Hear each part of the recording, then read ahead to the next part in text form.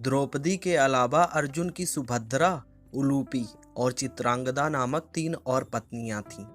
सुभद्रा से अभिमन्यु, उलूपी से इरावन, चित्रांगदा से बभ्रुवाहन नामक पुत्रों का जन्म हुआ। कहते हैं कि अपने ही पुत्र द्वारा अर्जुन मारे गए।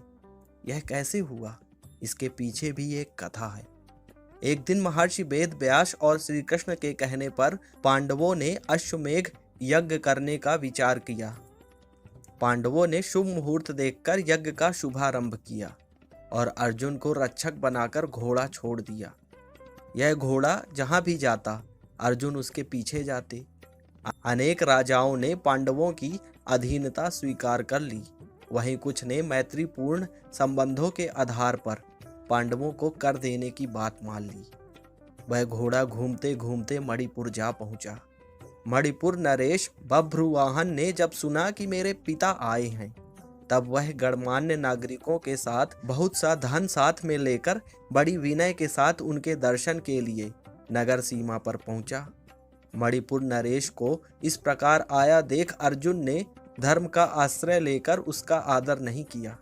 उस समय अर्जुन कुछ कुपित होकर बोले, बेटा तेरा यह ढंग ठीक नहीं है। जान पड़ता है तू क्षत्रिय धर्म से बहिष्कृत हो गया है पुत्र।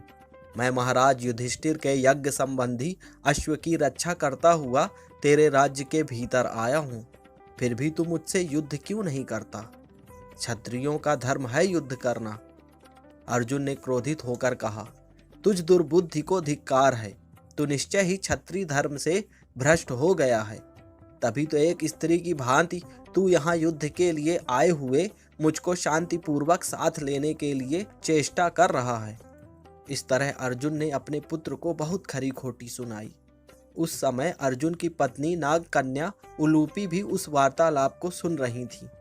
तब मनोहर अंगों वाली नाग कन्या उलूपी धर्म निपुण बभ्रुवाहन के पास आकर यह धर्म सम्मत बात बोली, बेटा तुम्हें विदित होना चाहिए कि मैं तुम्हारी विमाता नाग कन्या उलूपी हूँ।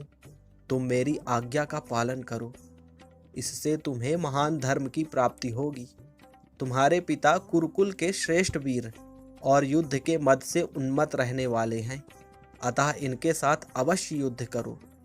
ऐसा करने से ये तुम पर प्रसन्न होंगे, इसमें कोई संशय नहीं है। यह सुनकर बभ्रुवाहन ने अपने पिता अर्जुन से युद्ध करने का निश्चय किया। तब अर्जुन और बभ्रुवाहन के बीच घोर युद्ध हुआ। कहते हैं कि इस युद्ध में बभ्रुवाहन मूर्छित हो गए थे और अर्जुन मारे गए थे। अर्जुन के मारे जाने का समाचार सुनकर युद्ध भूमि में अर्जुन की पत्नी चित्रांगदा पहुंचकर विलाप करने लगी। वह उलूपी से कहने लगी कि तुम्हारी ही आज्ञा से मेरे पुत्र बभ्रुवाहन ने अपने पिता से युद्ध किया। चित्रांगदा ने रोते हुए उलूपी से कहा कि तुम धर्म की जानकार हो बहन, मैं तुमसे अर्जुन के प्राणों की भीख मांगती हूँ। चित्रांगदा ने उलूपी को कठोर और विनम्र दोनों ही तरह के वचन कहे। अंत में उसने कहा कि तुम्ही ने मेरे बेटे को लड़ाकर उनकी जान ली है।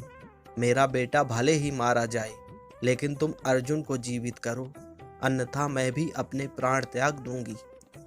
तभी मूर्छित बभ्रुवाहन को होश आ गया और उसने देखा कि उसकी मां अर्जुन के पास बैठकर विलाप कर रही है और विमाता उलूपी भी पास ही खड़ी है।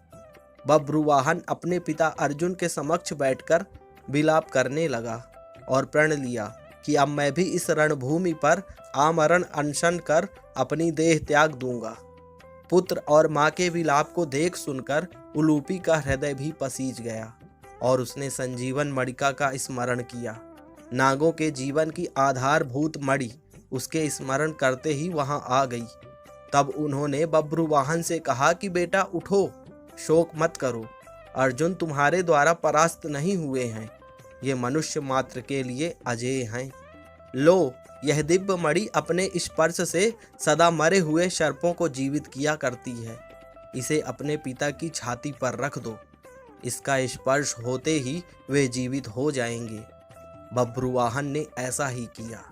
अर्जुन देर तक सोने के बाद जागे हुए मनुष्य की भांति जीवित हो उठे। फिर उसने अश्वमेघ का घोड़ा अर्जुन को लौटा दिया और अपनी माताओं चित्रांगदा और उलूपी के साथ युधिष्ठिर के अश्वमेध यज्ञ में शामिल हुए।